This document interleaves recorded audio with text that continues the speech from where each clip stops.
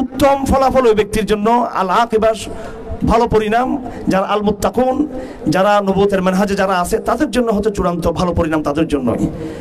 আমরা ওই ধরনের সাময়িক বিপর্যয়কে মেনে নিতে চাই যে সাময়িক বিপর্যয় আমাদেরকে একটা স্থায়ী বিজয়ের দিকে নিয়ে যাবে। আমরা এমন সাময়িক স্যাক্রিফাইসকে পালন করতে চাই যে সাময়িক স্যাক্রিফাইস আমাদেরকে একটা স্থায়ী খেলাফতের ব্যবস্থার দিকে নিয়ে যাবে। আমরা এমন অস্থায়ী সংকটকে মেনে নিতে চাই, আমরা এমন অস্থায়ী কিছু জুলুম এবং নির্যাতনকে মেনে নিতে চাই যে অস্থায়ী জুলুম নির্যাতন আমাদেরকে একটা স্থায়ী ইসলামের শান্তির দিকে আমাদেরকে নিয়ে যাবে। আরেকদিকে অস্থায়ী শান্তি রয়েছে, অস্থায়ী পদ পদবি রয়েছে, অস্থায়ী ইসলামের ক্ষমতায়ন রয়েছে। অনেকে আমরা স্বপ্ন দেখতেছি, আমার নিজেদের মধ্যে আমার একেবারে একান্ত আপনজন স্বপ্ন দেখতেছেন হাসিনা চলে গেছে, এখন আমরা ক্ষমতার খুব কাছাকাছি। আমরা তো যে ফরম্যাটে আমরা ক্ষমতার স্বপ্ন দেখতেছি এটা একটা পাশ্চাত্যের পাতানো ফাঁদ। এই ফাঁদে আপনাকে তারা 10 ভাগ দিবে আর 90 ভাগ আপনার থেকে তারা ছিনিয়ে নিবে। এই ইঙ্গিত ইশারাগুলো যদি আমরা না বুঝি এটা বড় বিপজ্জনক। যারা আমাদেরকে মনে করেন যে আমরা আবেগপ্রবণ, আসলে আমরা আবেগপ্রবণ, আমরা কঠিনভাবে বিবেকপ্রবণ মানুষ আমরা, আলহামদুলিল্লাহ। আমরা দেখি যে আকাশে বিপদ আর বিপদ, আমার মাথার উপরে মেঘ আর মেঘ, এটা আমরা দেখতেছি, দেখবো না দেখতেছি। আমরা দেখতেছি জাতিসংঘের মধ্যে প্রতিষ্ঠান, আমরা দেখতেছি ভারতবর্ষ, আমরা দেখতেছি আমেরিকা, আমরা দেখতেছি ব্রিটেন, আমরা দেখতেছি ইউরোপের শক্তি, আমরা দেখতেছি যে এই অপশক্তি ফিলিস্তিনকে নিশ্চিহ্ন করে দিচ্ছে।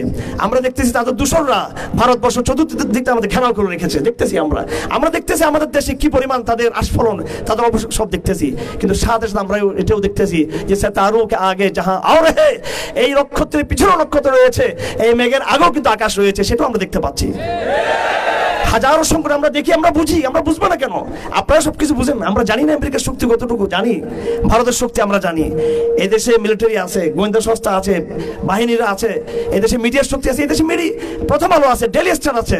এদেশের হাসিনার ডিম, সাপের ডিম সব রয়ে গেছে, শুধু হাসিনার ডিম না, হাসিনা গায়ে বাদ দিলাম। এদেশে প্রথম আলো তো আগে থেকে ছিল, বহাল রয়েছে প্রথম আলো, ডেইলি স্টার, ব্রাক রয়েছে এদেশে, এবং ষড়যন্ত্র অনেক গভীর। আমরা এই কথা নিশ্চিত জানি যে আমরা সংখ্যায় কম, আমাদের পরিস্থিতি কম, আমরা অনেক দুর্বল, আমাদের শত্রু অনেক শক্তিশালী, আমাদের জিওপলিটিক্যাল শত্রু, আমাদের জাতীয় শত্রু, আন্তর্জাতিক শত্রু অনেক সবল। কিন্তু আমরা বারবার একটা জায়গায় আমাদের বিবেক আমাদেরকে নিয়ে যায় যে ওয়ামাকারু ওয়ামাকারাল্লাহ ওয়াল্লাহু খায়রুল মাকিরিন। তাদের চক্রান্ত যেখানে শেষ হবে সেখান থেকে আল্লাহর পরিকল্পনা শুরু হবে।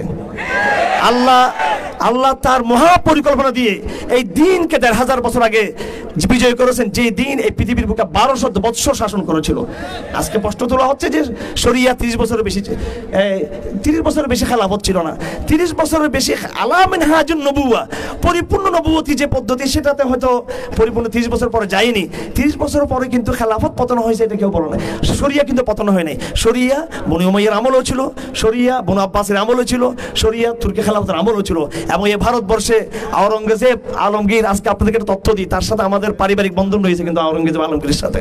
শায়েস্তা খান মধ্য দিয়ে আমাদের দাদাদের, মোহাম্মদ খান আমার 12তম দাদা, তার সাথে আওরঙ্গজেবের সাথে আমাদের এরকম পারিবারিক বন্ধন। সে আওরঙ্গজেব আলমগীর 49 বছর ভারতবর্ষকে শাসন করেছে শরিয়া দিয়ে, খেলাফত দিয়ে। যারা আজকে ভয় পাচ্ছেন কলমার পতাকা থাকলে ওরা দেখবে, তারপরে জিহাদ বললে ওরা দেখবে, নবুয়তের মানহাজ বললে ওরা দেখবে, আপনারাও ঠিক একদিন আওরঙ্গজেবের উত্তরসূরিরা যেদিন ভারতবর্ষকে বিজয় করবে সেদিন আপনারা সবাই কিন্তু পতাকাবদ্ধ আপনারা হবেন, কিন্তু আপনারা আরো বেশি সেদিন পতাকা আপনারা বহন করবেন। যাই হোক আমার ভাইয়েরা, আমরা কোনো আবেগের জায়গাতে কথা বলছি না, আসুন আমরা সবাই মিলে কাজ করি। ষড়যন্ত্র হচ্ছে, চক্রান্ত হচ্ছে, সতর্ক থাকবেন। আমাকে যখন ইন্ডিয়ান গোয়েন্দা বাহিনী আমাকে যখন জিজ্ঞেস করেছিল, তখন আমি স্পষ্ট তাদের বক্তব্য দেখতে পেয়েছি যে তারা আমাদেরকে বিভক্ত করতে চায়।